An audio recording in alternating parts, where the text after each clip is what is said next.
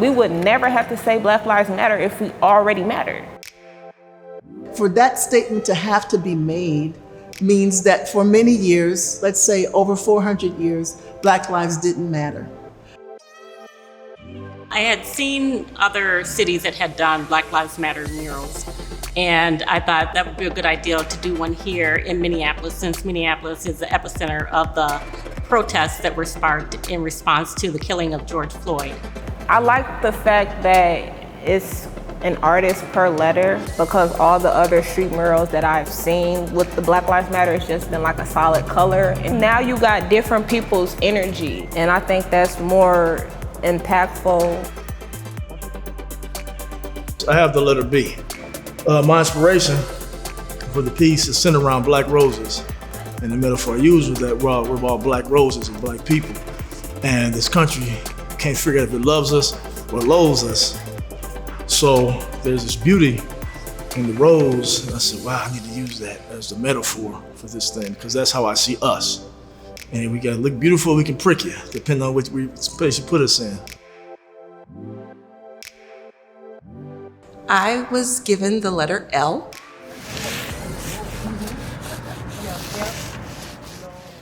And I am doing an art installation of James Baldwin's face.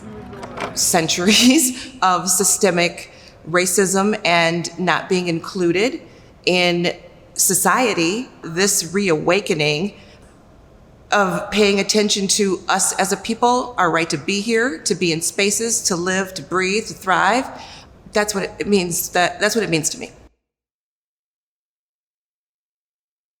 I'm going to be expressing in my art, to the best of my ability, the need to educate our children about their history, our history, and then to learn to appreciate other people's history, to try to eradicate the division that's currently in our country. You cannot fix a problem unless you know that a problem exists. You got to know how that problem came about. And because racism is so structural and the delivery of it is so benign that it's hard to get at its core. My creative style is just vibe, feel, and then I just incorporate balance. So all I really did was work with the materials I had and then incorporate balance for my design. I am working on the letter I. I am going to be painting a hawk, which is the messenger bird for the spirit world.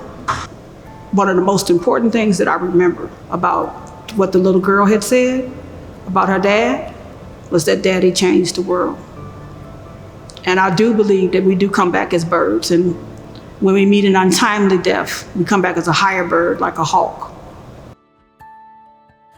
I have the two silhouettes of two African Americans at the bottom of the Stars and Stripes looking directly. They each line up the V, and they're looking directly at one another with the Stars and Stripes being their backdrop. It's very relevant because of where we are. You know, people think that African Americans despise the flag.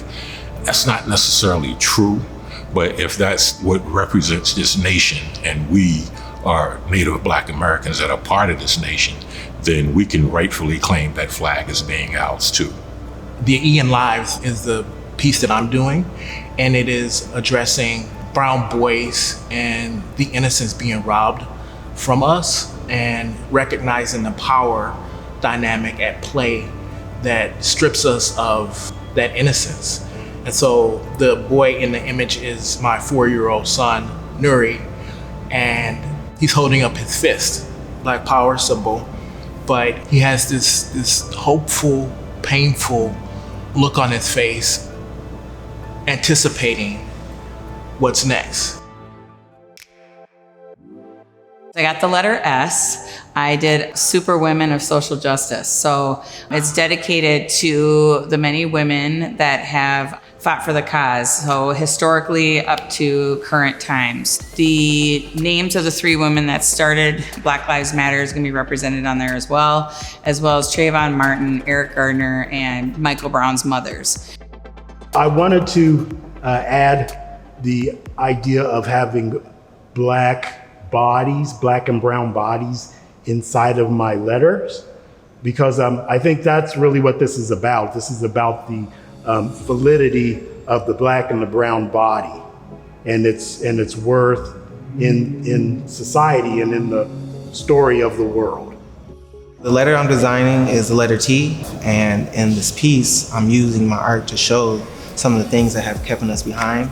Simple as anti-literacy laws, slavery in general, slave trade, Jim Crow laws, redlining. I am putting that into my art in the form of a volcano, but I'm also showing the light, I guess the light at the end of the tunnel, using the sun, and also highlighting things that we can do as a Black community to hopefully move us forward, simply as voting and educating ourselves. The letter that I'm doing is the R.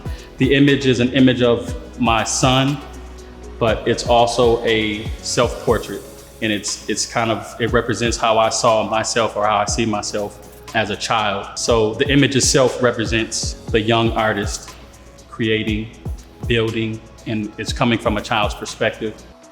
We build on this momentum.